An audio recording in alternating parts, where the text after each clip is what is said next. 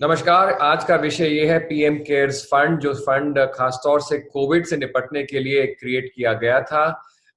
हमारे साथ बातचीत करने के लिए इस विषय में कॉमोडोर लोकेश बत्रा, जो रिटायर्ड नेवल ऑफिसर हैं, हमारे साथ मुंबई से जुड़ रहे हैं। बहुत बहुत शुक्रिया हमसे बातचीत करने के लिए कॉमोडोर बत्रा। आपसे सबसे सीधा सवाल पूछना चाहेंगे कि आप अक्सर आरटीआई भी फाइल करते हैं। इस इशू में भी आपने आरटीआई शायद दायर की थी, तो क्या सवाल पूछे थे, क्यों ये सवाल पूछे थे और क्या जवाब आया है, थोड़ा बताएं। देखिए, ऐसा है कि मैंने साधारण जवाब मांगे थे, क्योंकि एक सूचना मांगी थी साधारण प्रश्नों के ऊपर। वो ये था कि एंड मार्च में अचानक ही एक घोषणा हुई पीएम केयर फंड की। तो ये सोचने की बात थी कि इस टाइप का फंड ऑलरेडी है, पीएम नेशनल रिलीफ फंड, तो इसकी क्या जरूरत पड़ी। बट ज्यादातर बातचीत हो रही थी ये कि ये जो गंभीर वायरस फैला हुआ है, कोविड-19 जिसका नाम है, पूरी दुनिया में फैला हुआ है, उसके लिए एक फंड क्रिएट किया जा रहा है। और स्टार्ट ऐसे ही हुआ था और इसका कोई स्ट्रक्चर नॉन नहीं था, सिर्फ 4-4-5 लाइनें थी जो पीएम की वेबसाइट पर। तो मैंने इसको देखते हुए एक आरटीआई किया और सबसे पहला प्रश्न ही मेरा था कि ये जो फंड है किस तारीख से फंक्शन हो रहा है। फिर मैंने ये भी जानना चाहा था कि क्योंकि कहा गया था कि फॉरेन फंडिंग भी आती है, कहाँ से फॉरेन फंडिंग आई, कैसे आई, और ये भी मैंने कहा कि इसके पूरा ढांचा जो है वो अभी इस वक्त आपकी वेबसाइट में नहीं है, कोई पोर्टल नहीं है, सिर्फ कुछ लाइनें ही हैं। तो इसकी समझने के लिए ज़्यादातर मैंने कहा कि जहाँ पे इसका आइडिया कंसीव हुआ, जहाँ हुआ, मुझे उन फाइलों की इंस्पेक्शन करनी। तो मैंने ज़्यादा फाइलों के इंस्पेक्शन और फाइलें देखने की मांग की इस पर आरटीआई में। उसके कुछ दिनों के बाद एक छोटा सा पोर्टल आ गया वेबसाइट पे, पीएम केयर पोर्टल, और जो कि सरकारी वेबसाइट की तरह है, क्योंकि वो GOVIN है, जो कि एक है। तो वो उसके बाद फिर एक दूसरे प्रश्न उठने शुरू हुए जब उसको पढ़ने के बाद। उसके हिसाब से ये एक ट्रस्ट है। जब ये पता चला कि ये ट्रस्ट है तो मैंने आरटीआई किया और लिखा कि आपकी वेबसाइट के इस लिंक में ये सूचना है जो ये कहता है कि ये एक ट्रस्ट की तरह हुआ।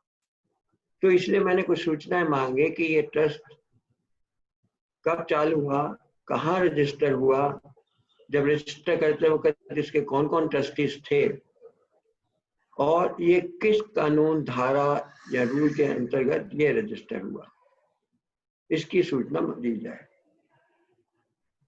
मैंने और भी सूचनाएं मांगी इसके बारे में, और मेन सूचना यही थी। और बाकी ये मांगा था मैंने कि ये बताया जाए कि ये जो फाइलों में कैसे हुआ, कैसे स्टार्ट हुआ, और इसके बारे में सूचना दी जाए। और ये भी साथ में ये पूछा कि अब तक कितना पैसा आया है जब तक जवाब देते हैं, और उसका डिटेल दी जाए, और आज तक कितना खर्चा हो चुका है उसका टोटल, और उसकी डिटेल दी जाए।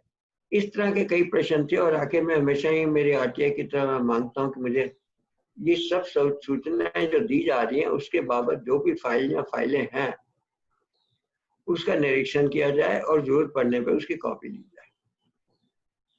तो बड़ी उम्मीद थी, क्योंकि एकदम ये फंड आया था, सारी दुनिया को उम्मीद थी कि ये तो, क्योंकि प्रधानमंत्री की वेबसाइट में लिखा है क्वेस्ट फॉर ट्रांसपेरेंसी, तो ये क्योंकि जनहित की थी, बहुत बड़े जनहित के लिए ये खोला गया था, और लोगों ने काफी दिल खोल के इसके ऊपर डोनेशन किया।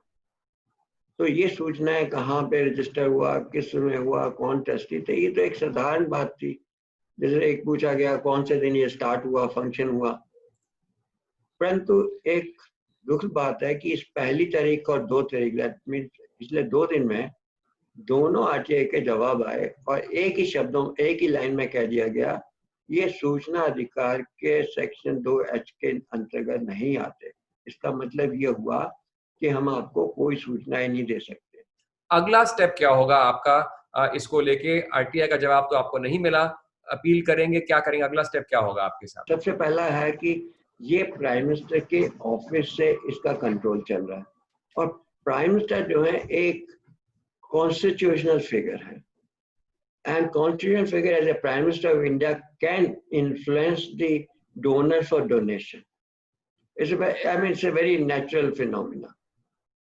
क्योंकि ये सरकारी ऑफिस से चल रहा है और क्योंकि इसका हेड एक हमारे भारत के प्रधानमंत्री जो एक संविधान के अंदर एक मानते अधिकारी हैं, उनके नीचे हो रहा है, तो इसका तो इन्फ्लुएंस कोई भी इसको इन्फ्लुएंस कर सकता है डोनेशन के लिए। दूसरा ये है कि अचानक आया है क्योंकि इसके अंतर्गत बहुत सारी चीजें आई कि जैसे ये फॉरेन फंडिंग होगा। दूसरा ये तो कहा गया है कि ये गवर्नमेंट की बजटरी प्रोविजन में नहीं होगा, परंतु ये कोई लिखा नहीं गया जैसे कि पुराने फंड में prime minister national relief fund में ये लिखा गया था कि किसी पब्लिक सेक्टर के बैलेंस शीट का कोई पैसा नहीं लिया जाएगा, इंडिविजुअल दे सकते। परंतु ये पूरी की पूरी लाइन नहीं है इस बार, तो इसका हम ये सोचते हैं कि क्या पब्लिक सेक्टर से ये पैसा लिया जा रहा है, और अगर ये पब्लिक सेक्टर से पैसा लिया जा रहा है या डोनेशन आई है तो ये जानना जरूरी है कि पब्लिक सेक्टर जो है वो जनता के होते हैं और वो टैक्स पेयर्स की मनी से चलते हैं क्योंकि सरकारी संस्था है। That's a tax payer money. If it's a tax payer money, tax payers have right to know. उससे ज्यादा तो ये कि जनहित के लिए हुआ है और जनहित को ही नहीं बताया जा रहा कि इसका खर्चा कैसे हो रहा है, इसका पैसा है। तीसरा ये हुआ है कि ये फॉरेन फंडिंग है। चौथा ये है कि कॉर्पोरेट सोशल रिस्पॉन्सिबिलिटी का फंड भी सारा इसमें आ जाता है। ये पारदर्शिता की बड़ी सख्त जरूरत है कि ये चीज जनहित की चीज जनहित को पता होनी चाहिए। परंतु मैं आपको ये बता रहा हूँ कुछ कमजोरियां जो हैं इसमें पुराने फंड में, कि ये क्योंकि कॉर्पोरेट सोशल रिस्पॉन्सिबिलिटी का जो फंड है वो अपनी अपनी जगह सारे कॉर्पोरेट यूज करते थे, जो कि उसके जो फायदे होते थे वो जनता के पास ही जाते थे। अब अगर सारा पैसा ही वो राज्य में भी हो सकता है, किसी छोटे शहर में भी, बड़े शहर में भी, कुछ शिक्षा संस्थान, स्कूल, पानी का लाना, परंतु अब सारा फंड अगर इसमें जाएगा और वो कहा गया है, क्लैरिफिकेशन दिया गया है कि ये फंड स्टेट के पास नहीं जा सकता। इसका मतलब कि सारा फंड जो है एक सेंट्रल पॉइंट है, वहां आ गया है। आपने एक बड़ी इंपॉर्टेंट बात ये भी कही कि जो इसका वेबसाइट वेब लिंक भी जो है जो दिया है, इसका वेब एड्रेस भी जो है, पूरा जिसका जो एक लुक है, ढांचा जो है, वो भी एकदम गवर्नमेंट वेबसाइट जैसा है। प्रधानमंत्री इसके अध्यक्ष हैं, तो जैसे आपने कहा प्रधानमंत्री जो है कॉन्स्टिट्यूशनल फिगर हैं, इंडिविजुअल नहीं बल्कि एक जो है ऑफिस होता है प्रधानमंत्री का, एंड ऑब्वियसली जो ऑफिस इटसेल्फ जो है आंसरेबल है अंडर आरटीआई। सुप्रीम कोर्ट ने पिछले साल ये भी कहा था कि जो सुप्रीम कोर्ट का चीफ जस्टिस भी जो है ऑफ इंडिया, वो भी आरटीआई के अंडर आते हैं। तो जाहिर सी बात है कि इसका मकसद अच्छा था, बहुत बढ़िया मकसद था कि महामारी आ रही है, इससे निपटने के लिए अभी जो है पूरा विश्व में प्रयास किए जा रहे हैं, वैक्सीन ढूंढी जा रही है, और जब तक वैक्सीन नहीं आती, जितनी मुश्किलें हैं, जितनी हेल्प करनी है, उसके लिए ये फंड सेटअप किया है। तो एक आपको लगता है एक अननेसेसरी एक कंट्रोवर्सी बन रही है, और अगर चाहें, अगर सीपीआईओ चाहें या पीएमओ ऑफिस चाहें, इस कंट्रोवर्सी को खत्म कर सकते हैं, क्योंकि अब जाहिर सी बात है कि फंड आ रहा है, उसका उपयोग इसी के लिए किया जा रहा है। तो आपके हिसाब से एक ये भी स्टेप लिया जा सकता है, क्योंकि अननेसेसरी शायद कंट्रोवर्सी बने जा रही है इसको लेके। आप बिल्कुल सही कह रहे हैं कि ये अननेसेसरी कंट्रोवर्सी है, पर सबसे बड़ा ये है कि अगर एक फंड था उसी को इसके लिए प्रयोग किया जा सकता है, क्योंकि दूसरा फंड बना है और एक और कंट्रोवर्सी वहीं से आ जाती है, इसकी जरूरत क्या थी। दूसरा ये कि पार्लियामेंट में लिखा गया उसमें कि पार्लियामेंट भी सवाल नहीं उठा सकती। पार्लियामेंट नहीं उठा सकती तो जनता भी नहीं अपने जनहित के बारे में जान सकती। अगर हमें जानकारी नहीं होगा, हमेशा ही ऐसे अकाउंट शक के दायरे में रहेंगे कि कहाँ इस्तेमाल हो रहा है, कितना हो रहा है, किसके पास गया और किसने दिया। इंफॉर्मेशन उसमें एक क्विड प्रो को भी हो सकता है, अगर कोई पैसा देना चाहे तो वो भी मनी आ सकती है, विदेशों से भी आ सकती है। आप ये नहीं जानते कि किसी ने जो कि एक अच्छी संस्था नहीं है उसने डोनेट किया, आप कैसे जान सकोगे। अगर एक कंट्रोवर्सी जैसे क्या आप इसमें अपील दायर करेंगे, बिकॉज सीपीआईओ ने जो चीफ पब्लिक इंफॉर्मेशन ऑफिसर ने उतना इंफॉर्मेशन नहीं दी आपको, और जो बाकी लोगों ने जो आरटीआई फाइल किए हैं इसी संदर्भ में, इसको आप आगे परस्यू करेंगे आरटीआई के माध्यम से? जो अपील्स जो होती हैं, आप अपील के माध्यम से भी इसको आप आगे अपील करेंगे? अगला स्टेप क्या होगा आपके लिए? देखिए, ये तो सीधा साधा कोविड एक ऐसी चीज है जो अभी भी पूरा महामारी चल रही है पूरे देश में। 2 लाख से ज्यादा केसेस हो चुके हैं। सेंट्रल इंफॉर्मेशन कमीशन ले जाना जरूरी है कि वो महामारी चल रही है और हमें यही नहीं मालूम जिसके लिए पैसा इकट्ठा गया था, उसका खर्चा और हिसाब किताब जानना बहुत जरूरी है। और जो इसकी अपील की गई है, मैंने ऑलरेडी फर्स्ट अपील कर चुका था, क्योंकि इसमें 2 महीने से ज्यादा लगे सूचना मिलने में। तो जैसे ही वो उस अपील का निस्तारण होता है, तो इसको मैंने कल ही कह दिया था सभी से कि ये तो लाइफ एंड लिबर्टी का मामला है, इसको एकदम टॉप प्रायोरिटी पे कमीशन को लेना चाहिए और इसके ऊपर देना अपना जो भी है ऑर्डर देना चाहिए, क्योंकि इसमें हम कह रहे हैं कि इसमें गवर्नमेंट की सारी मशीनरी का इस्तेमाल हुआ। आखिरी सवाल आपसे ये कि ऑब्वियसली चाहे वो लीगल कोर्ट हो, चाहे वो